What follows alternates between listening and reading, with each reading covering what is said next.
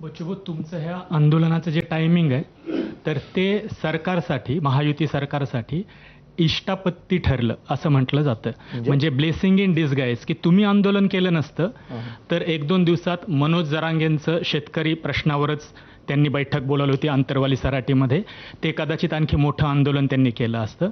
महाविकास आघाडी किंवा विरोधी पक्ष जे आहेत त्यांनी, आणि त्यातही उद्धव ठाकरेंनी कर्जमाफीचा मुद्दा घेतला होता आणि मराठवाड्यात ते फिरले होते.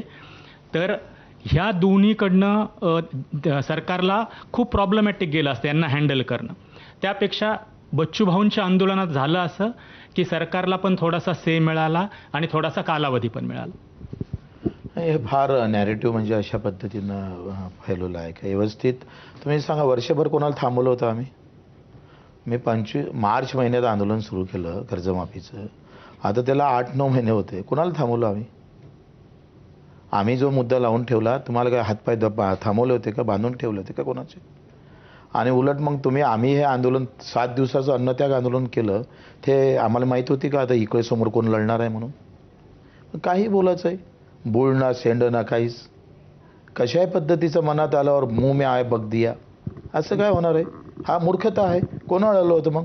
एवढी मोठी तुमची ताकद होती काँग्रेस, राष्ट्रवादी, शिवसेनेची, रान पेटवायचं होतं ना तुम्ही वर्षभर. अहो, आम्ही मुद्दा काढला म्हणून विरोधीच्या तोंडात मुद्दा गेला आणि सत्तेवाल्याच्या तोंडातून आम्ही मुद्दा बाहेर काढलाय. ते काय दिसत नाही तुम्हाला? अरे, आमची ताकद तर उंदरा एवढी, तुम्ही तर वाघासारखे आहे. आम्ही तुमच्यासमोर उंदीरच आहे, लहानच आहे, आम्ही एकदम छोटे आहो. काही आलायचं आणि काही बकबक करायचंय, 2 थोबाडीत मारल्या पाहिजे. ही तर तुमची स्टाईल पण राहिलेली. म्हणजे सरकारी कर्मचारी तर बच्चूभाऊ कुठेतरी आजूबाजूला आहेत आपल्या कार्यालयाच्या असं म्हटलं तरी त्या परिघापासनं दूर पळून जातील. त्याच्यात काम करणारे पण भरडून निघत असतील. म्हणतो पॅन ओला झाला पाहिजे, एवढीच नाही, अशी दहशत असली पाहिजे. अशा जे अधिकारी आहे, नालायक, ज्यांच्यामुळे माझ्या शेतकऱ्याला, तर त्या तहसीलदारामुळे शेतकरी मेला नाही का हो? मग मेल्यापेक्षा ही दहशत का मला वाटते फार चांगली आहे. तशी धर्म आणि जातीवाल्याची दहशत असते ना, तशी शेतकऱ्याची दहशत